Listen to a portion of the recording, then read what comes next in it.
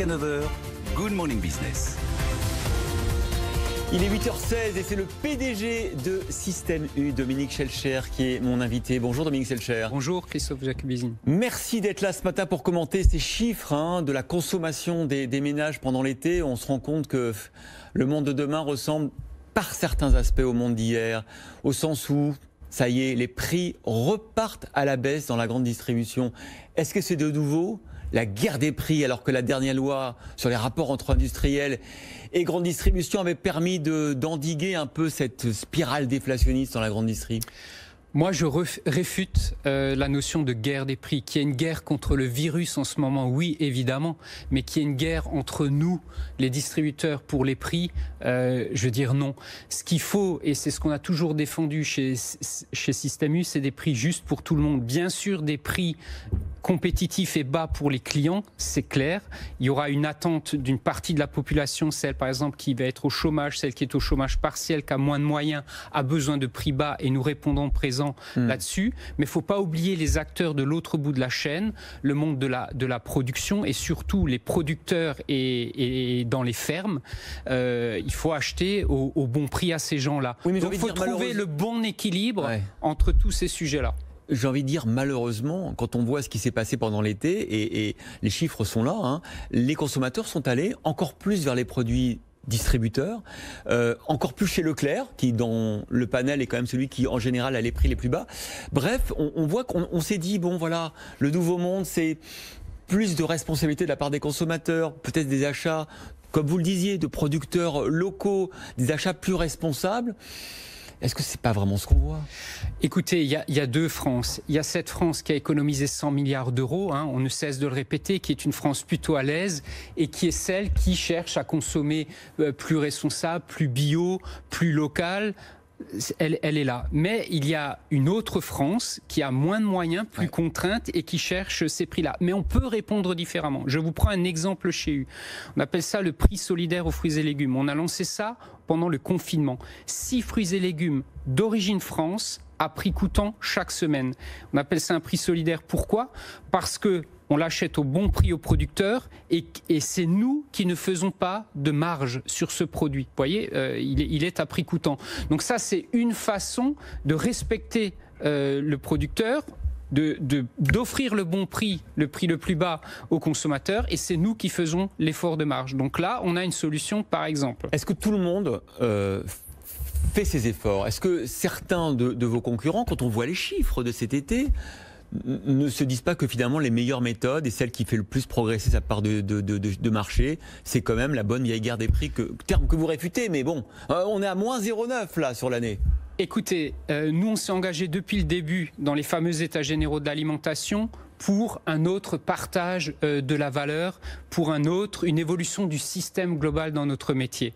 On va persévérer dans cette voie-là, tout en essayant de trouver le bon équilibre. Donc voilà. Est-ce que tout le monde fait comme vous ?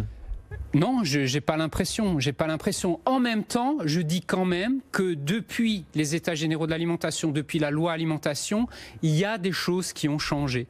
Mais peut-être que tout le monde ne fait pas exactement tout à fait pareil. Alors la grande distribution, c'est un secteur formidable, en pleine transformation, en pleine révolution en ce moment.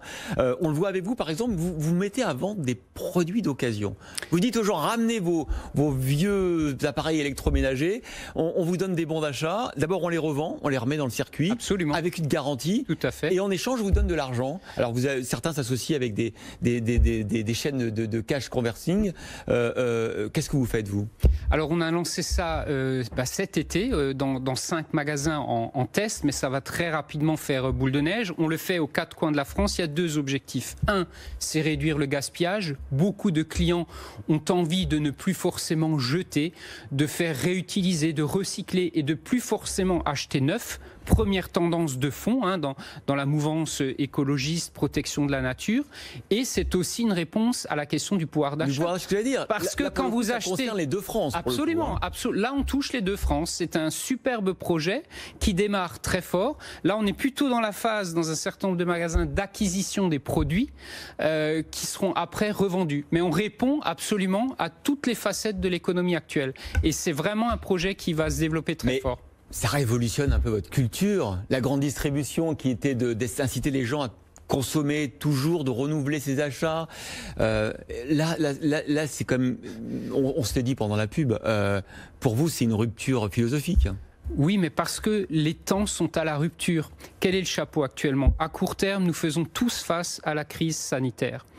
La deuxième crise qui arrive, qui est là déjà, c'est la crise économique. Mais la troisième crise, la plus importante, celle qu'on doit tous intégrer dans nos modèles économiques, c'est quoi? La crise sociale, mais surtout la crise écologique, demain la protection de l'environnement. Un projet comme celui-là, c'est-à-dire qui conduit à ne pas jeter, à réutiliser, à recycler, va dans ce sens-là. Est-ce que c'est rentable pour vous?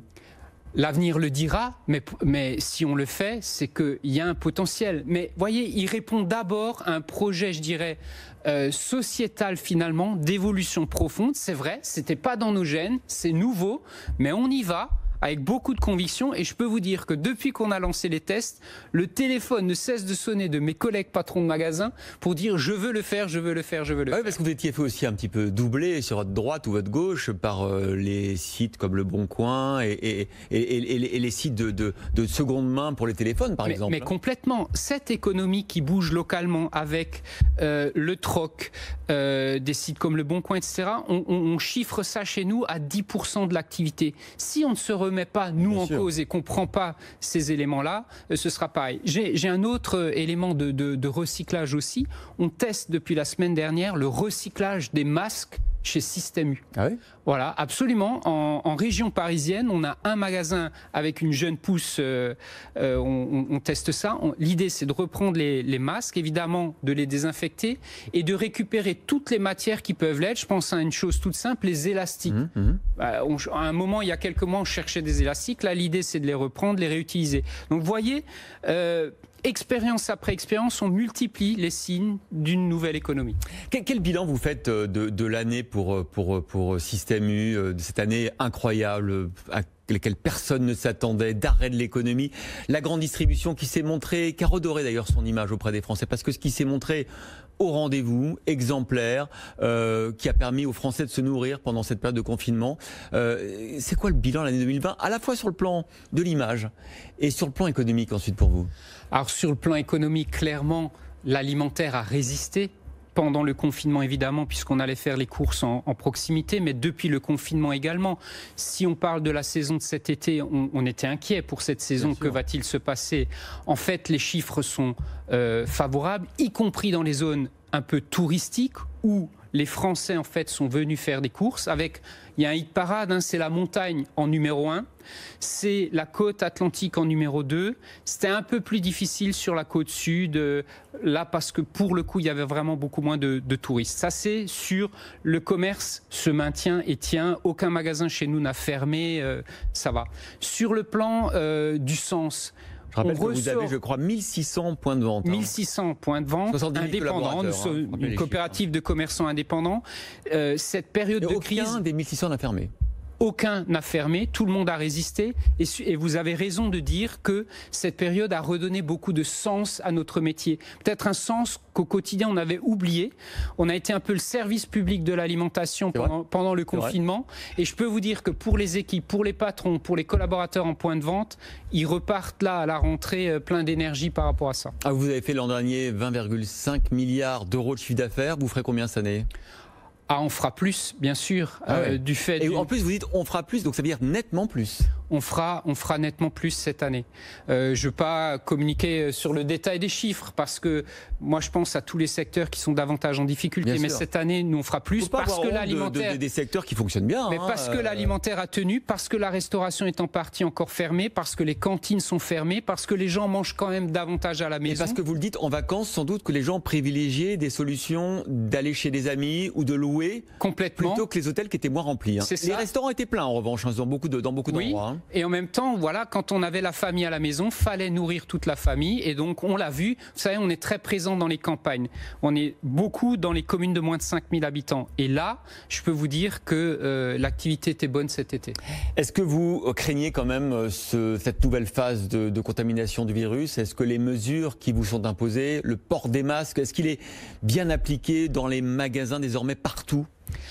Je dirais qu'après quelques jours de réglage au départ de l'obligation, aujourd'hui, on est Bien, je veux dire, il y a très peu d'incidents, aucun incident grave dans notre réseau, parfois un peu dans les zones touristiques, il faut rappeler aux gens qui viennent de la plage en short, attention, il faut porter le masque, mais pas d'incident grave. Je pense que les gens ont compris qu'il fallait se protéger. C'est parfois un peu plus dur au niveau des plus jeunes, voilà, c'est là qu'il y a parfois un peu plus de rappels à faire, mais je peux vous dire que les plus âgés, on va dire les plus de 40 ans, 45 ans, eux se protègent et veulent tout faire pour qu'il n'y ait pas une deuxième vague aussi grave que la première.